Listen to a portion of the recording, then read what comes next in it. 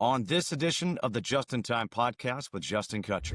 It's tears, joy, first ballot Hall of Famer, first draft pick ever by the Ravens, 12-year career, 11-time Pro Bowler. The only reason he wasn't a 12-time Pro Bowl because his first season he was a left guard, not a left tackle. And, it was amazing. And to see guys... That's a monstrous left guard. When I got drafted in the NFL, he only had two boys to both be in the NFL as linemen, both drafted, both that were raised by him as a single parent. That was absolutely amazing. You could not write that any better. And so it was everything for me to go and join the Ravens and be with my brother and play with guys that I've been watching for years. So when I left the NFL, I struggled immensely with addiction, lost our dad not that long before that, painkillers, alcohol. I finally got into construction in 2008 and I launched Caden Premier Enterprises. Unfortunately, Justin, my ego got the best of me and I ended up losing my business, my home, my cars, all of my money, having to start over from rock bottom in 2013. What is it in their eyes that you see that? Oh, they look down. They look defeated. You can tell when someone is defeated, it's like, man, I can't do this anymore. I can't get around this guy. He's kicking my butt. I don't know what to do. And you keep pounding them into the ground, pushing them in the face, in the neck, throat, chest, and they just get tired and they just can't do it anymore. The greatest sports moments happen in seconds, but the stories behind them are timeless. Dive into the mind of the icons who live those moments. No filters, just authentic conversations about the moments that define careers. I'm Justin Kutcher, and this is the Just in Time podcast. Welcome to another episode of the Just in Time podcast with Justin Kutcher, joined now by a guy who was a sixth-round pick back in 2003 in the NFL draft by the Jacksonville Jaguars. At 6'6", is the shorter of the Ogden brothers, and he's also the host of the Get Authentic with Marques Ogden podcast. Marques Ogden. Marques, thanks for joining me here. Appreciate it. How you doing, Justin? Thanks for having me on, brother. Hey, I have to ask first things first. I used to work with a guy named Marques Johnson, the original MJ. Were you named, and you guys had the same exact spelling, were you named after him? Yes, that's right. That's right. I am. So you talk Marques Johnson played for UCLA. Yes. In the NBA. Yep, I was actually named after him. That's right.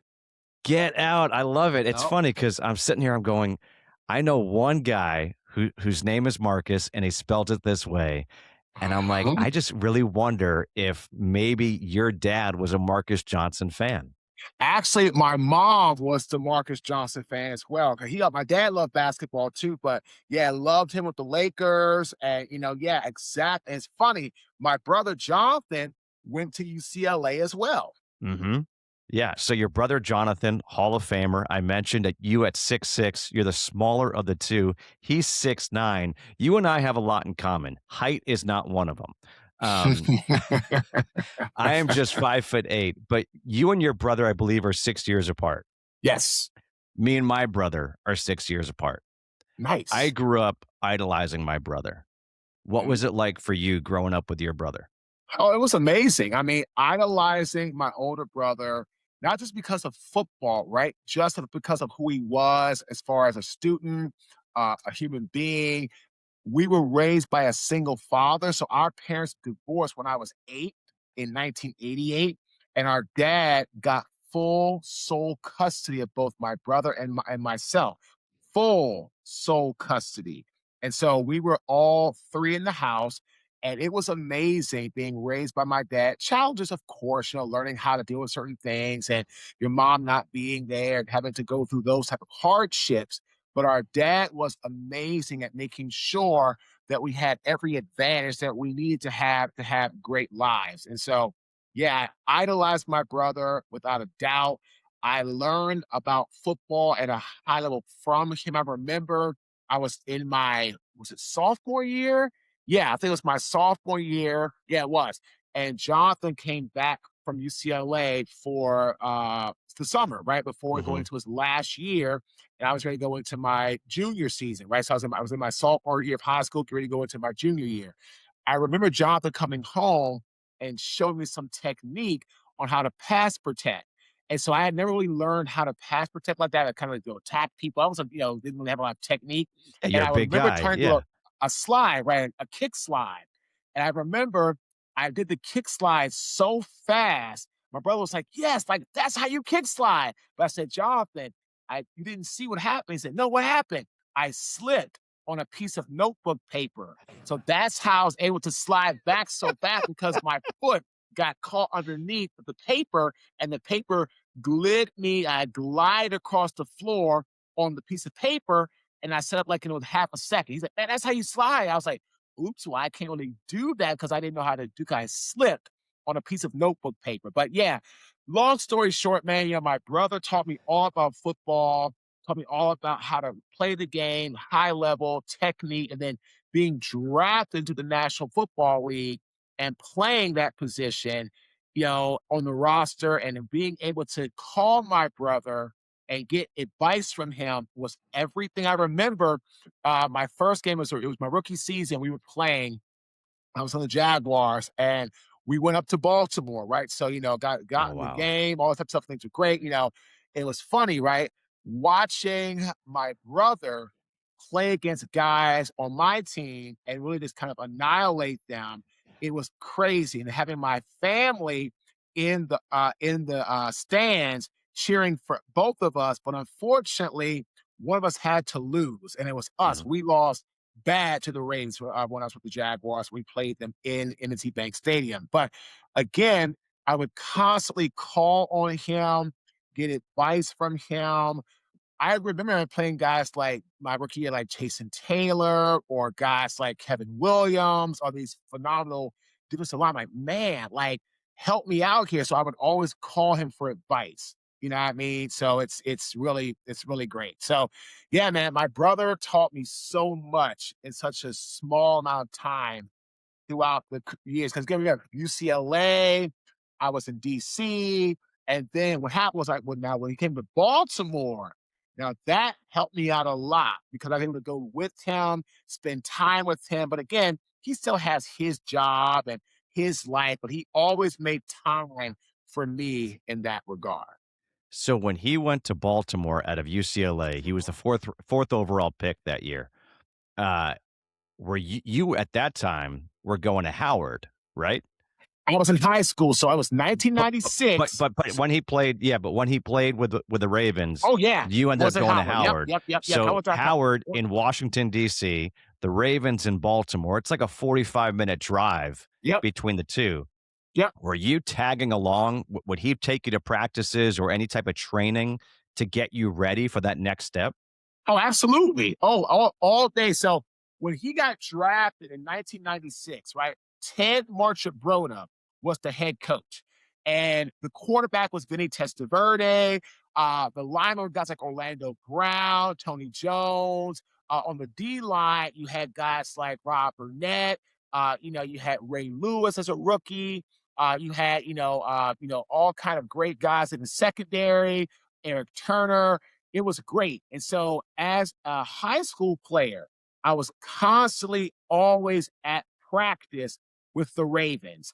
And because Jonathan was their first pick overall, they kind of gave me special treatment because I was his brother. So I was actually like on the field. Like I would go to training camp. I would go to like OTAs. I remember I would go to like the training table. Like I remember, it was practice was over, all the guys, were sitting. I would go and like get like food with the guys, and I go sit down at the table. Like I was sitting at the table like Vinny Testaverde, my brother, Ray Lewis, Orlando Brown. I remember, man, when Vinny Testaverde went to my dad and said, Mr. Ogden, I have to really commend you for feeding both Jonathan and Marques on your own, because Jonathan and Marques eat like horses. And again, I was only 15. So like Okay. I was literally at training camp.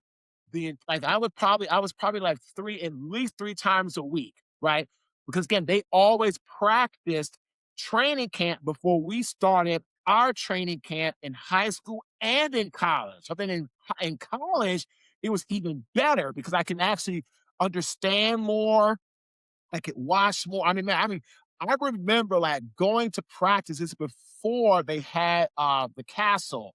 It was back when they Hmm. were at Stevenson University in Owings Mills, and the practices were not as guard as they are today. We would go to practice, me and my dad, like we drive down, park in the players' parking lot. We walk right out of the car and we would walk right onto the practice field. I'm talking about when like Brian Billick was their coach. I remember like watching one-on-one pass rush with Jonathan against like Michael McCrary or, Orlando against, all of the other guys on their team, right? Rob Burnett, all those guys, Saragusa, and Rex Ryan was a defensive line coach. So I would be standing right with the offensive line for the Ravens, and I was at Howard as an offensive lineman, just watching those guys, learning, writing things down. I remember one time that after practice, and God rest his soul, amazing human being, Tony Saragusa said, "Hey, Hmm. Marques, come here." I would go into the locker room. Oh yeah. And I would go into the locker room with the guys, you name it, right, Justin? And Goose came up to me and said, "Hey, man, come here for a second. I want to talk to you." "Yeah, what's up, Tony?" "I need a favor. Can you please go out to my car and grab there's a computer that I have in my locker room. Okay, take my keys. I'll go to the car. Go to the car, get my keys, come back, and then take this computer that I have from my locker to my car." Because Tony unfortunately had some back issues. So like he didn't like to like bend over a lot and pick up stuff a lot if he didn't have to. He said, "Marques, take this computer to my car and come on back." I said, "Yes, sir, Mr. Saragusa." Took it to the car, brought his keys back, said, "Hey man, great job, little O, little O, little I, calling all kind of stuff. Yep. Hey man, here's $40. Your brother's a cheap ass. I know that. Take $40 for your time. Have a nice day." But yeah, man, bro, dude, I would literally like, I had a little business, man. I would get guys practice jerseys, shoes, cleats, and I say, "Hey guys, you don't need this, do you?" "Nah, man, you can have it, Marques. Can you sign for me?" I would get like signed memorabilia from the guys, and I would take it to a guy that had a memorabilia store in Towson, Maryland, and I'd sell it.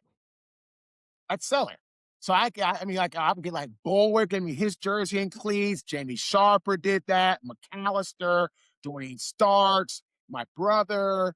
Yeah, man, I got guys just to give me their practice jerseys or cleats, stuff like that, and they would sign it. I would take those. Hey, Robbie, here's my load today. What do you think? What do you want? And he's gonna give me like $1,000 for stuff, man. So I had my own little business on top of that while I was still trying to just do everyday life. So that's almost a foreshadowing of what happens for you going later in life, being the entrepreneur, all that kind of stuff. But I have to stay with this right now because for Oh, me, man. this is so cool. Did you keep anything that was signed, the memorabilia that the players get? Was there any one thing that you were like, "This is cool, I gotta keep it"? Yeah. I had some stuff signed by Ray Lewis. Unfortunately, I lost it in all my different moves, but I do have some other stuff as well. A couple of jerseys and all of that I did keep. It's somewhere like in my storage, my garage. But I did keep stuff from certain players that were really not more about like high value players, but guys that were just like really great mindset players, like Ray Lewis, like a Michael McCurry, who was an undersized defensive end, who was an amazing football player, right? And those guys I really respected deeply off the field. And so I was able to keep those things that some of those guys had. And yeah, like I said, but like a lot of guys, and they knew what I was doing. They say, "Man, Marques, I love the fact you're out here hustling versus asking your brother for a handout," which I never did. Yeah. No, that's so cool. I understand too because my brother uber successful in business and he's done so much stuff and I'm so proud of him. But kind of like you want to carve your own path and you want to do your own thing. But as that high school kid, as that college kid, going to practice, being there, watching closely, you mentioned when your brother came back from UCLA teaching you how to slide, even though it was on a piece of paper. What do you think you took away from being there at those practices that helped you, that you were able to take to the field at Howard? How to always compete.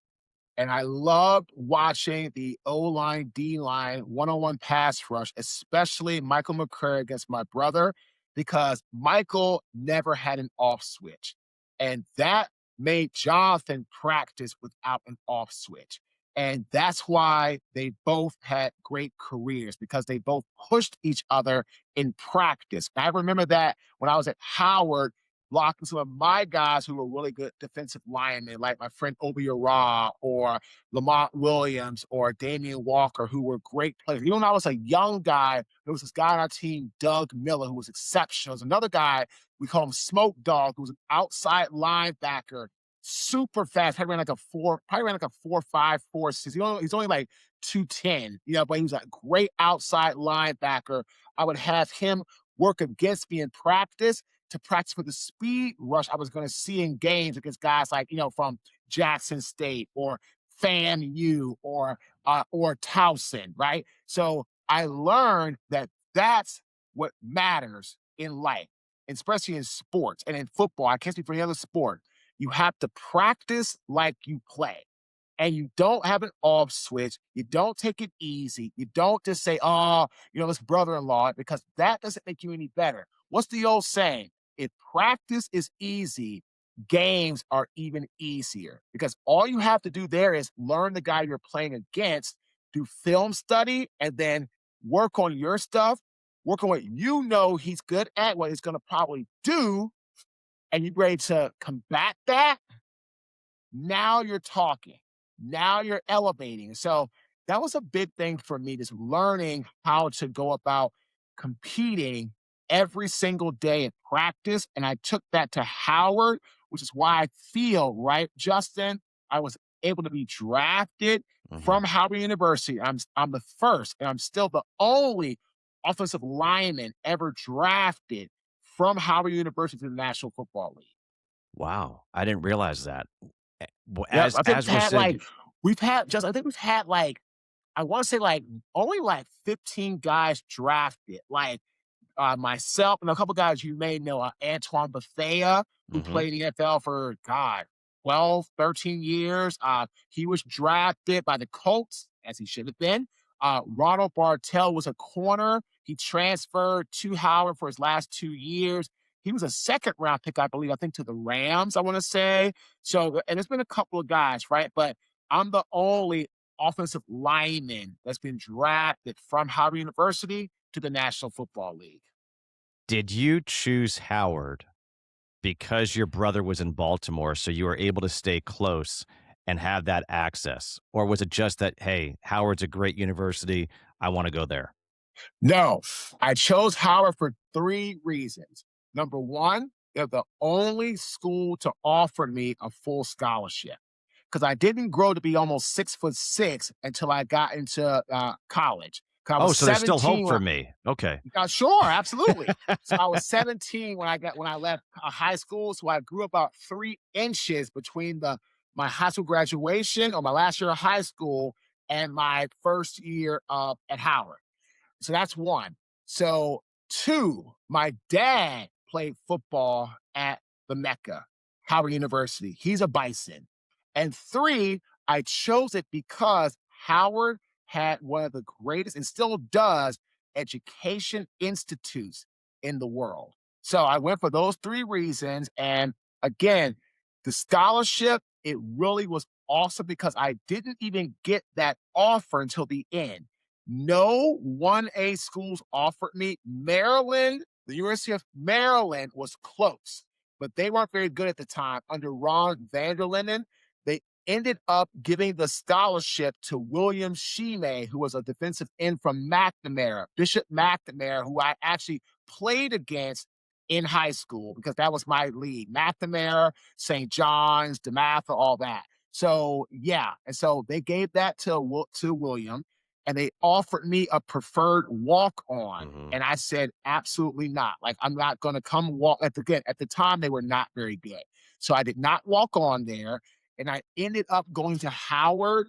And I'm so glad that I did, because I thought, oh, well, you don't get any offers. You got one offer, Mark, again, no 1A offers, no D2, no D3, nothing. Just one AA offer. That's it. And I said to myself, well, if I play for a year or two here, that's good. That's a win. Either be a doctor, be an investment banker, whatever. Well, I became a starter as a redshirt freshman. I remember every offensive lineman was a senior, and I was the only non-senior as a redshirt freshman starting on the offensive line, which is crazy. And then I had a great career. I started every year, became all-conference my second year, three-time all-conference. Then I became a two-time All-American, and then, I went to the Hula Bowl, and I got a chance to play under Mac Brown, who was the head coach at the time at Texas. And so I played with guys you're going to know. I played on my team. My quarterback was Cliff Kingsbury. That was my quarterback in the Hula Bowl, right? I played with Cliff. My offensive line coach was Jack Harbaugh, John and Jim's dad. Father. He was my line coach. Yep. On the other team was my good friend Brett Romberg, who was a center out of Miami. The head coach for the other team was Larry Coker, who's at Miami. Yeah, man. Who else? Jordan Black, who was a fourth-round draft pick to the Chiefs, was on the other team. So we had my teammate Alonzo Jackson was a second-round draft pick that year to the Steelers out of Florida State. He and I compete against each other every single freaking practice for the whole week. I went against Alonzo every snap in one-on-ones, in team. He got 0 sacks against me the entire week. The entire week. And we must have done over 100 one-on-one pass rushes. Alonzo in that game had 4 sacks. 4. So that game got upped his status. Just like that game for me upped my status, right? So I competed against him every single practice, every single one-on-one rep, every single team rep, and I went against him. I can't say for sure, but I'm pretty sure I was the only historical Black college player at that game. Because at the time, right, it was like, this is back in the day, Miami was the big dogs, Florida State. So I was there. You had guys from Miami, Florida State, Texas had several guys there. Rice University, and my teammate Brandon Green, who was on my team, he got drafted with me to the Jaguars. So out of Rice, Notre Dame was there.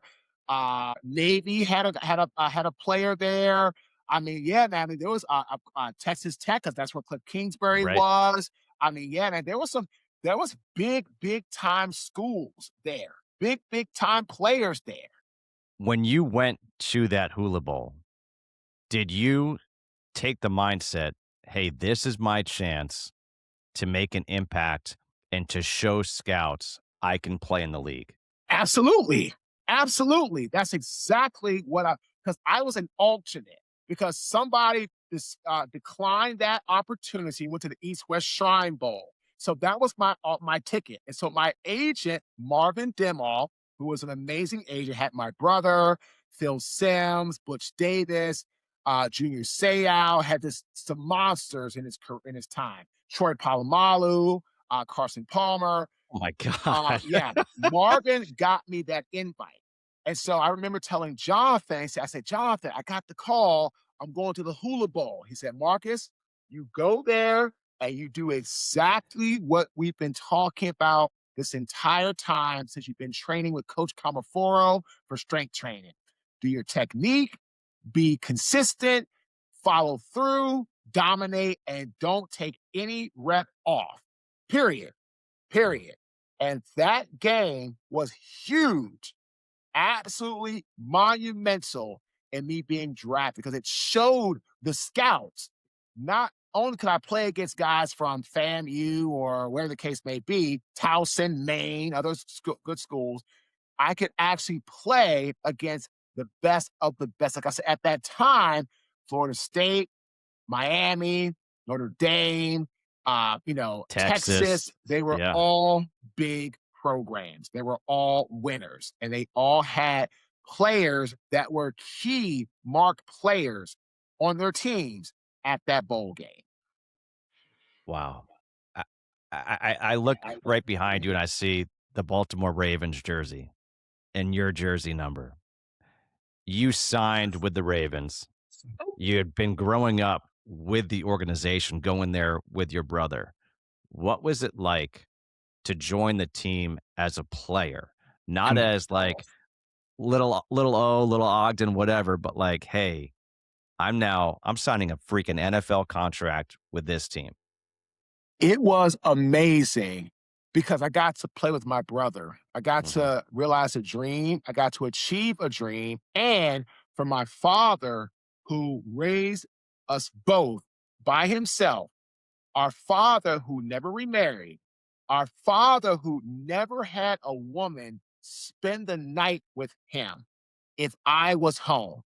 From 8 years old until I went to college, a woman never stepped foot into that house. He dated, of course, but he never remarried and he never had anybody stay with him while I was there from time I was 8 till I left for high school, left for college. To have him see two sons on the same NFL team that he could go to constantly to watch practice, to be involved, to go to games, to cheer us on, to talk to the media, and go to the M&T Bank Stadium. Everybody knew him as Jonathan, Marques' dad, and to see his joy and him light up like that was everything. It was amazing, and I truly enjoyed watching our dad be a proud dad for that time. He was always proud of us all. When I got drafted, he was proud of us regardless. When I got Mhm. drafted in the NFL, he had two sons in the National Football League, two. He only had two boys, to both be in the NFL as linemen, both drafted, both that were raised by him as a single parent. That was absolutely amazing. You could not write that any better. And so it was everything for me to go and join the Ravens and be with my brother and play with guys that I've been watching for years, like Ray Lewis or Ed Reed, or I got to play with T Sizzle, who was drafted with me in the draft before, in that year before. I got to play against T Sizzle. And again, play against the best. You want to be the best, you got to play against the best. Okay. I need to ask about your dad Sure. because to have two kids, two boys play in the NFL, that's amazing. To be a single parent and raise two boys who are as smart, who have done as well academically as the two of you did, that to me might be even more impressive.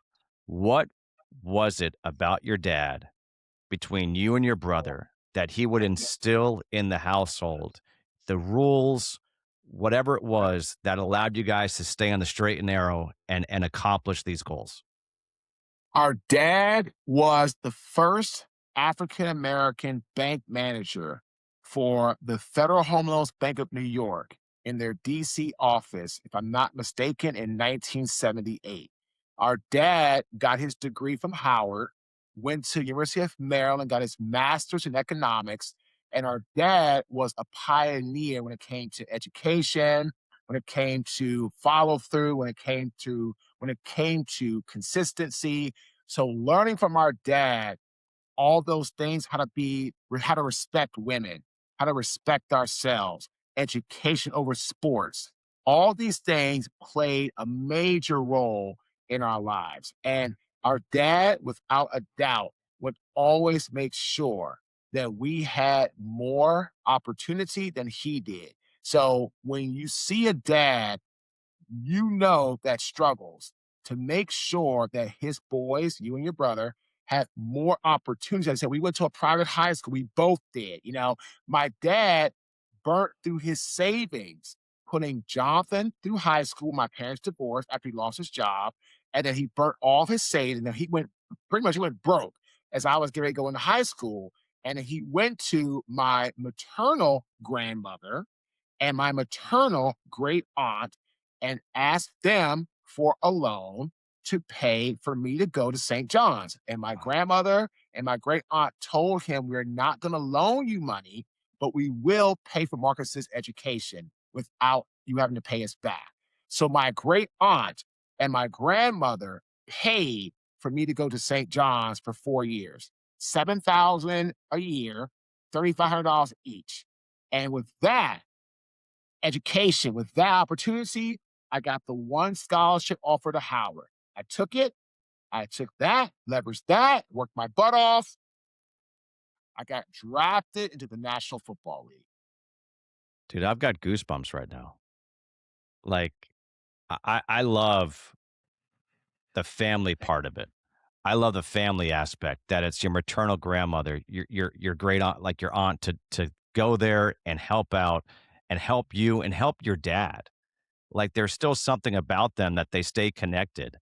And Yeah. So when my parents divorced, my maternal grandparents sided with my dad. They were wow. very disappointed in my mother, and true to the story, they were, and they sided with me, my brother, and our dad.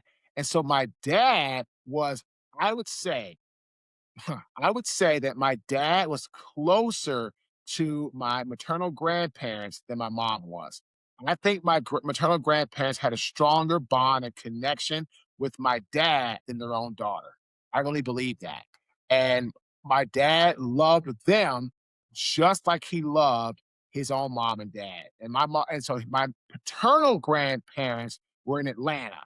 So we saw them maybe once, twice a year. But my maternal grandparents lived in DC, only about 20 minutes away from where we grew up. So I Mhm. saw them all the time, all the time. My grandfather used to pick me up from St. John's when I was in middle school. When my dad was actually when my dad had a job, because he kind of was working, lost job, got sick, all this stuff. But the time he had a job, my grandfather would always pick me up in his red Cutlass Oldsmobile from school. He picked me up and he'd bring me back to my grandmother's, and he would drop me off, and then he would go to the number 8 Boys Club in Southeast, and he was a boxing trainer there for over 60 years. I think it was Oh like my gosh. 62 years. He's a boxing trainer. He's in the DC Boxing Hall of Fame. He would drop me off, and then if he had to go to work, if he didn't have to go to work, he'd stay and do it, and he'd go out in the basement, or I'd use his tools, or I would be at my grandmother's time learning how to cook, stuff like that. I would get my homework done. With my grandmother, we'd do cooking together, whatever, out in the garden, whatever. And then my dad would pick me up probably about 6 o'clock, from her house. Boom, boom, boom. I always had dinner. I was always fed. Went back home, whatever. Go to school the next day. My dad would drop me off. My grandfather would pick me up. Boom, boom. It was like that, like clockwork. And I absolutely remember like it was yesterday, which is why with my own daughter, I have an 11-year-old. If I'm divorced, if I have her, right, take her to school, if I have to pick her up, right, I have a carpool line, call out a line, I like to try to be there. I pick up at 3 o'clock. If I can, I like to be there about 2, just sit there in the car and work and wait. So I'm the first person at the front of the line. If I don't have to be, if I'm out of town for work or I'm not doing a podcast or whatever, I'm there first of the line. If I have a podcast, whatever, I finish at 3. I'm there by 3:30, pick her up, back home, dinner, the whole 9 yards. So the way I am today with my own daughter, pick her to school, pick her up, dinner, the whole nine, all that was ingrained in me from how my dad used to do it, how my grandfather used to do it, how now they combo because my dad was working an office job. My work, I work remote, I work from home, like I set my schedule per se. Mhm. So I always can drop her off early in the morning, like by 7:30, I drop her off between 3 and 3:30. If it's my time with her, it was my days. I'm not out of town for work. I pick her up between 3 and 3:30, like clockwork. What do you cook for dinner that you learned cooking with your grandmother back when you were growing up? Wow. I'm really great at cooking a great steak I learned from her. But if I'm gonna cook like if I have like time to like cook, I'd say like barbecue spare ribs. I learned how to cook that from Ooh, her. I had that the other day. It was amazing. I'm a pretty good cook. I mean, I can cook like now. God rest my grandmother's soul.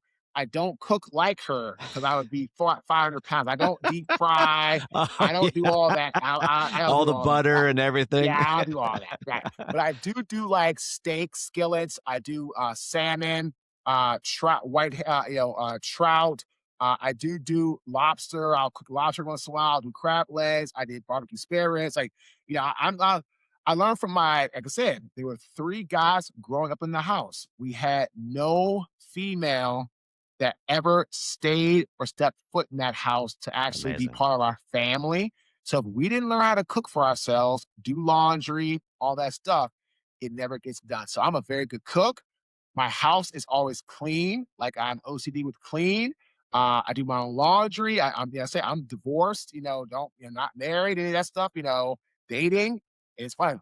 You do your own laundry. Like, well, who else is gonna do it? You Yeah. cook for yourself. Well, who else is gonna do it? You know what I'm saying? You go shopping in the grocery store. You gonna like I don't Instacart. I don't have an Amazon account. So if I don't Mhm. have an Amazon account, I'm not gonna Instacart. So I go to the store. I do my laundry. I go to clean it. I mean, I learned all this growing up in a single parent household, a single father household to be more specific. Were your grandparents alive when you played for the Ravens? Yes. Okay, so tell me the first game you suit up with the Ravens. Mhm. There are 2 Ogdens in uniform, They and went your dad is nuts. there and your grandparents are there. They went nuts. They went nuts.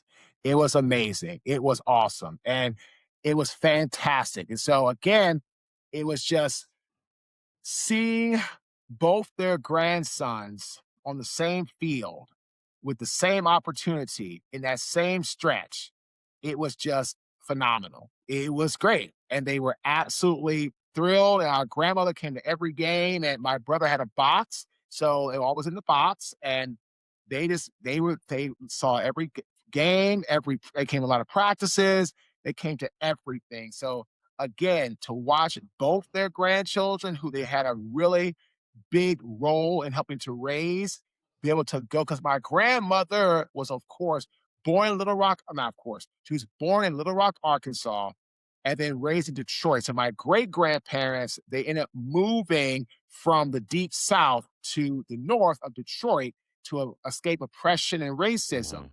My grandmother moved to Washington, D.C. in the 40s, in the 1940s. And so when she got here, my great grandmother introduced her to my grandfather because my great grandmother and my grandmother worked together. So they met, and then my great grandmother said, "You need to meet my son." And that's when my grandmother met my grandfather, and she actually lied to him about her age when they first met. My grandmother told my grandfather she was 23 and he was 24. And so she lied about her age. She was only 18. So, and they ended up dating for about 6 months, and then he proposed and she said, "Well, I gotta tell you something." Like, "What's that?" "Well, just so you know, I'm only 18 years old." And so he was like, "Okay." And so by that time he was in love and they got married. And then 62 years later, they were together until my grandfather passed away. And so Mm. the point is like they were huge in that regard, right? So they were really, really big in our lives in every way. So very, very excited to have them there and have them be part of what we're doing. Who wore whose jersey? Oh, of course. And so what happened was it was split. So my grandmother. So what happened is they got shirts made to like have like both names on one. Like they had like Ogden, right? And then 'cause I was 71, so they had Ogden 75 coming down the one side, and then Ogden 71 coming down the other. And they split the shirts so they had both names in that regard. I love it. I love it. That's so great. Before we move on to the next part, I just want to find out being in not just the locker room, but the same meeting room, the team meeting room. that group, when you're in the offensive line meeting room with your brother, it's no longer, hey, I'm here tagging along with my older brother. We're now equals. We're peers. So what is that? Did it hit you? Was there a feeling like, holy shit, like we're here, like we did it? Yeah, it was great because I actually lived with him and his wife during that time because I had just I got sent there from Jacksonville, so I didn't have a place. So I moved in with him and his wife, and I stayed in the basement downstairs. And it was amazing because at work it was always work. At home it was Jonathan, my older brother, fun stuff, family stuff, all that. So but once we crossed that threshold walking into work, it was work. And it went great. I mean, it was awesome to learn from him, be around him. I mean, it was absolutely fantastic in every sense of the word for me to be able to learn from him, be a peer, be in the same offensive line meeting rooms, in the same offensive meeting rooms, to be on the field with him, do warm up stretches, do drills together. Like it was absolutely the best thing I ever had, experience-wise. And then when he gets inducted into the Hall of Fame, when he gets named a Hall of Famer, Mhm. your dad's still around to see it? No, he was not. No. Oh, man. But He you was were not. there. I was there. Okay. So Mhm. tears, Oh, yeah. what is it that's going on? It's tears, it's joy, it's wow, first ballot Hall of Famer, first draft pick ever by the Ravens, 12-year career, 11-time Pro Bowler. The only reason he wasn't a 12-time Pro Bowler because his first season he was a left guard, not a left Mm, tackle. mm. And, it was amazing. And to see guys, That's I've a met guys. monstrous left guard. Yeah, I mean, I've met guys like Anthony Munoz. I mean, I remember I met Anthony on a plane. I was going to Vegas for work, and he's a friend now. And he said, "Mark, I mean, people say he's the best left tackle. Anthony always says that John was the best left tackle. Of course, John says the same thing about Anthony. But like to really have that type of pedigree, to have that type of history with the game, that's what it's all about. And to be so well respected by your peers, to be one of the top 100 greatest football players ever, right? I mean, guys in there like Walter Payton, Jim Brown, Barry Sanders, Dick Butkus, Ray Nitschke, Ray Lewis, Mhm. all these sensational players, Johnny Unitas. I mean, Joe Namath, right? To have all like to be in the top 100 of all time, like that says something. So it was amazing. And I'm sorry my dad wasn't here to see it. But again, it was a great night in Canton. And just to watch him really, step into that title of Hall of Famer and the gold jacket and the bust that looks just like him. That's what it's all about. Yeah. One thing I always like to kind of pick athletes' brains about, when you're an athlete and in the NFL, your career expectancy is less than 3 years. Mhm, If you're an athlete and you play to your 35, everyone says, "Man, this dude's old." But mhm, in real life, you're young. And so mhm, for you, you've gone from being an athlete to being in business. And mhm. you said before when you were in high school, you had that entrepreneur type Oh, yeah. Oh, yeah. mentality. Oh, yeah. So how did you transition from being a player to business? So when I left the NFL, I struggled immensely with addiction, lost our dad not that long before that, painkillers, alcohol. I finally got into construction in 2008 and I launched Caden Premier Enterprises. And that business started out as a small concrete contractor. And we ended up growing to be one of the largest, not one of, became the largest African American owned subcontractor in the city of Baltimore and the state of Maryland for 2 years in earthwork. You can call it site work, utilities, grading, hauling, all that stuff. But unfortunately, Justin, my ego got the best of me, and I ended up losing my business, my home, my cars, all of my money, having to start over from rock bottom in 2013. And when I hit complete rock bottom, when I was a custodian, when I had my spoiled milk moment with somebody's trash and rotten meat and nasty, protruding, horrible smelling garbage got all over me, that was my wake up call. And I then started Ogden Ventures, LLC, a small speaking business. We launched, didn't get a paid speaking job for 2.5 years. Got my first paid speaking job in April 2016.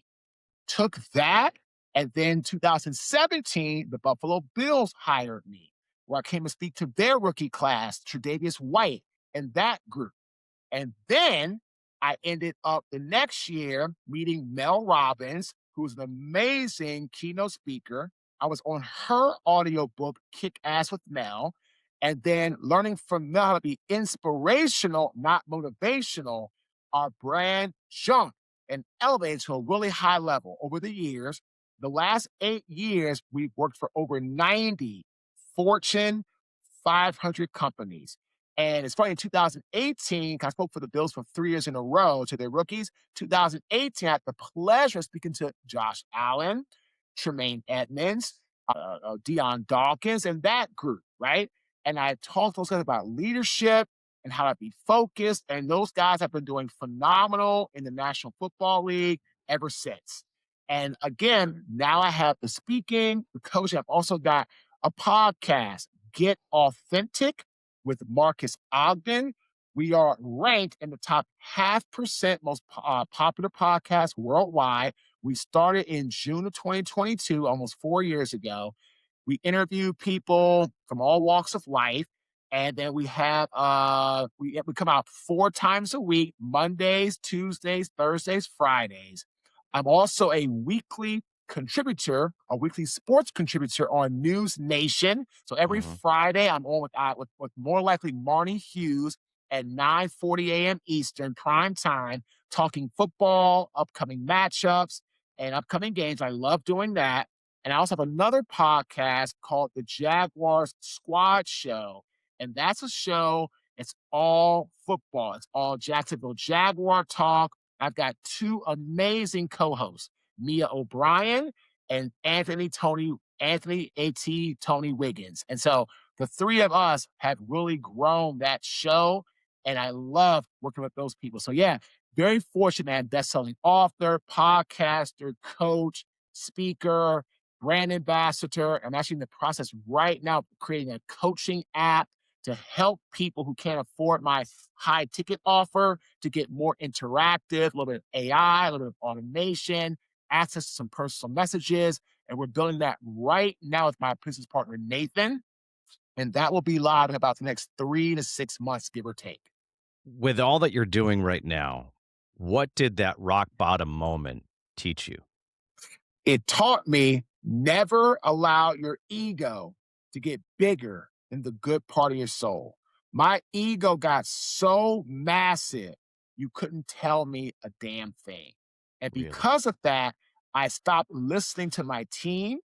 I stopped taking what they thought, what they cared about seriously. I became so focused on what I call external motivating, keyword, motivating factors. Motivation is doing something for the short term to get what you want, not what everybody else around you wants or needs. And so I was worried about money, fame, notoriety, all the crap that didn't matter. And because of that, it took me right down to the ground. And I lost everything that I owned in 2013. So rock bottom taught me never allow success to go to your head.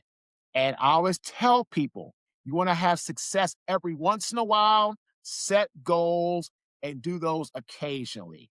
You want to be successful all the time or consistently, create a system that sets goals, achieves goals, and sets new goals. You do that, now you're talking about a different level of greatness and joy in your life. it kind of brings me back to what you were saying all those years watching the Ravens practice and watching your brother practice and practice so hard each and every play. When you went to the Hula Bowl, hey, you don't take a snap off. You go hard every time. It's developing those good habits, those patterns that will allow you to have success as you go forward in life. That's amazing. Now, I like to end all my podcasts with a segment I call This Just In. It's rapid fire questions. You can take as long as you want to answer. I also withhold the right to ask a follow up. Let's do it. All right. The best part of being in the NFL. Playing on Sundays. The worst part of playing in the NFL. Training camp. Now that when you were playing, there were 2 days and stuff. Now two-a-days, yeah, and would hit all the time, and there was no breaks, and there was none of that. It was constant hit, full go, 9 on 7, tackle, live drill. Don't hit the quarterback. Everybody else, full go tackle. It was insane. As an offensive lineman, there is a different way to judge how well you're doing. You said before you didn't give up a sack during, the Hula Bowl. Yeah. If you're a defensive player, you can lay somebody out. Huh? If you're an offensive lineman, what's the one thing that is so gratifying for you? Knowing by looking in their eyes, the defensive lineman you're going against has quit. What is it in their eyes that you see that? Oh, they look down. They look defeated. You can tell when someone is defeated. It's like, man, I can't do this anymore. I can't get around this guy. He's kicking my butt. I don't know what to do. And you keep pounding them into the ground, pushing in the face, in the neck, throat, chest, and they just get tired and they just can't do it anymore. Business versus football, which is harder? Business. Why? Because you have to start at the bottom, work your way up. And in business, it's hard to stand out. In football, you do great, you can stand out. In business, you have to market consistently, plus be great, plus build a network, plus do all the things. In football, start at the bottom like anybody else. If you're great, they'll find you. The tape doesn't lie. Most expensive meal that My you and rookie your meal. brother, the most expensive meal that you and your brother have ever had together. Ooh. I would say we went to what was that? Delmonico's for dinner. I think we spent like $1,000 between the two of us. Who eats more, you or your brother? We were playing, probably, I would say probably me. I would say probably me when we played. I would say probably me. I love it. Marques, I want to say this before we go. I want to give a huge kudos to your dad. To be the role model that he was for you and your brother, the fact that he raised 2 sons on his own, the fact that you told me how close he was with your maternal grandparents, that is a lesson for everyone, not just for the 2 of you guys, but for everyone, how he handled it. And I can only imagine, you said the only school that gave you a scholarship offer was Howard. I can only imagine that he's a Howard alum, what it meant to him to see his son there. Everything. And then I got inducted into Howard's Athletic Hall of Fame in 2022 for football by myself. My dad was inducted in 2018 as part of the track team when he was on the track team and throwing the shot put. We're the only father and son that's in Howard's Athletic Hall of Fame.